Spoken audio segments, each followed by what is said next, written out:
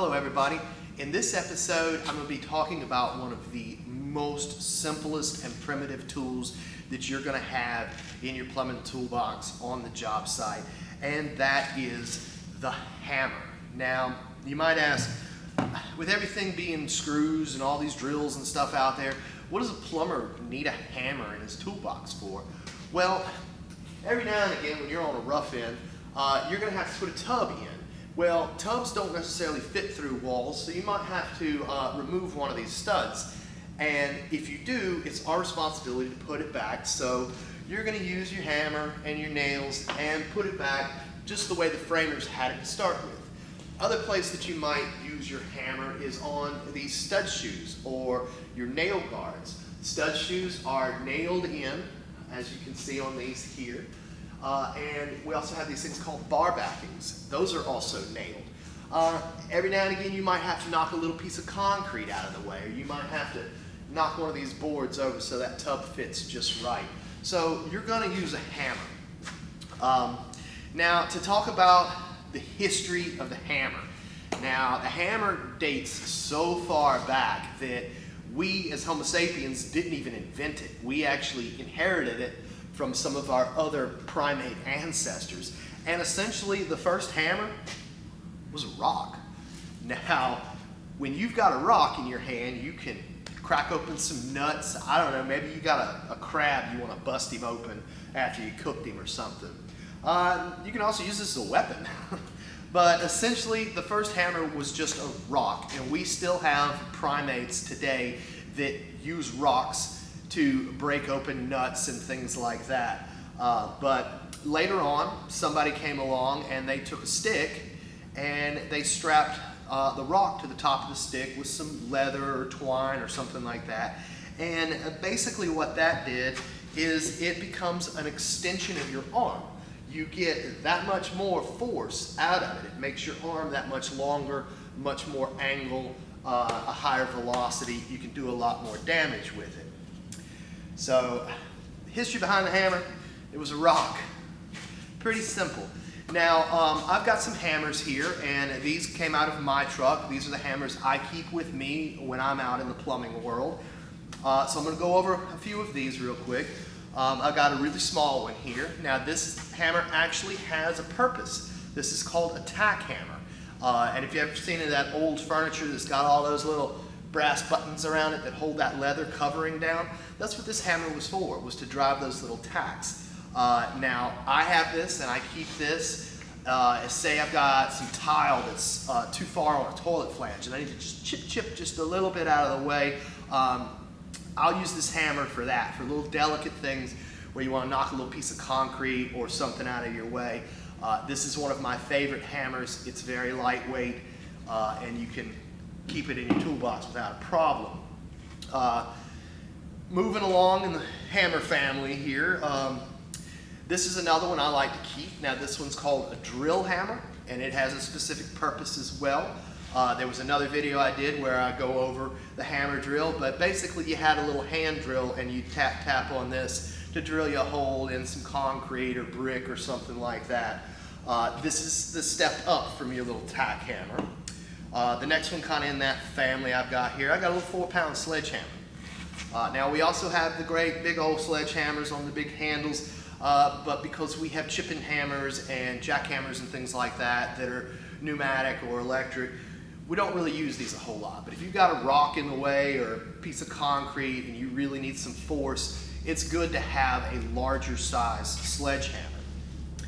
Now, a newer form of hammer, and these didn't really come out until we were using lots and lots of nails, but still good several hundreds of years old. That's your claw hammer. This one's my favorite here. It's got more of a flat claw on it versus what you just standard claw hammer. This one does have a lot more leverage to it, but like I said, I prefer this style claw hammer.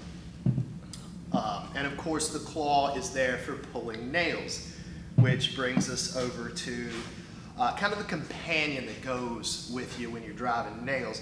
It's a little crowbar. Now we like to call this a cat claw because it's got that little claw to it.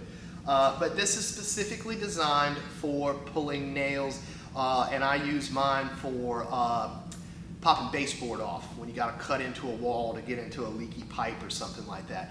So it's always good to have a cat claw and maybe even a bigger crowbar if you need to pry some flooring up or something like that. Now, parts. Parts on a hammer. There's not a whole lot of parts. Pretty much there's 3 parts to a hammer, and one of these you may not have heard before, but every hammer has its 3 parts. You're going to have a handle. That's where you hold it. You hold it by the handle. Then it's going to have a head. Generally, the head of your hammer is the larger, flatter spot. It's what you're going to be doing all your driving with. Now, the other part is this tail end piece, which is called a peen. Now, some of you may have heard of a ball peen hammer, and I wish I had one, but this guy kind of replaces it for me. That one was used in blacksmithing for rounding out metal, and you may have heard of the ball peen hammer before.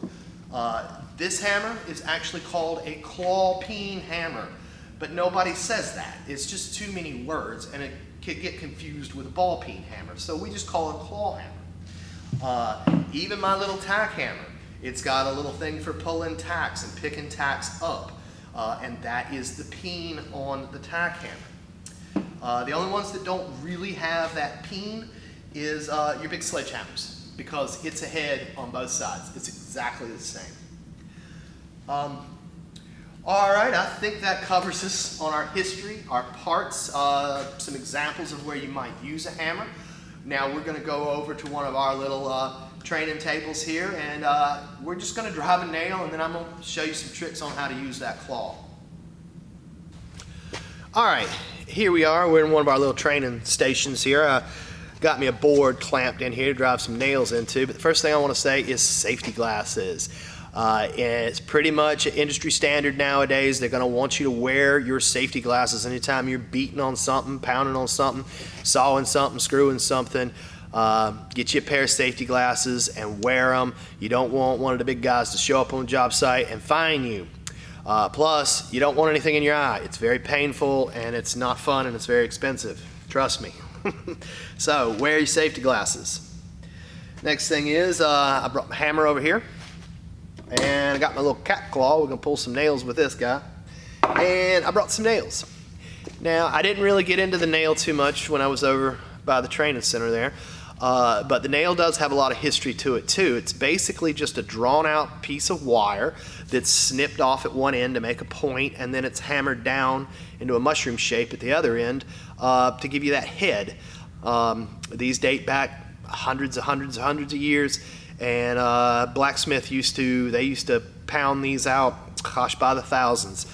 So driving your nail. Now, most people learn how to drive a nail by holding it in your fingers down at the bottom and holding it down like this.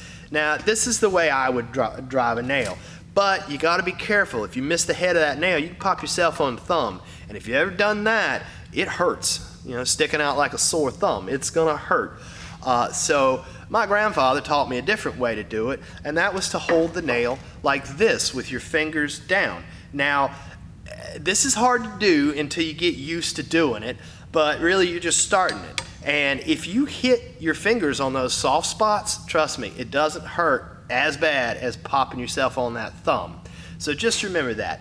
But I'm used to doing it this way. This is how I do it.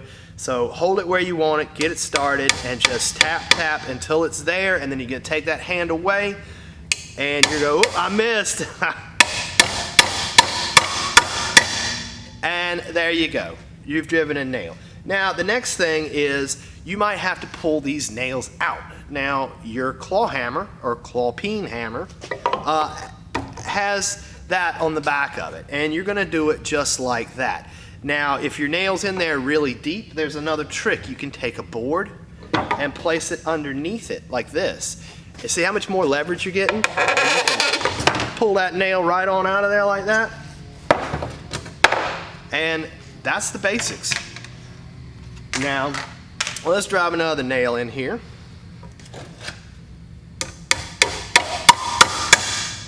and our cat claw, which is very similar.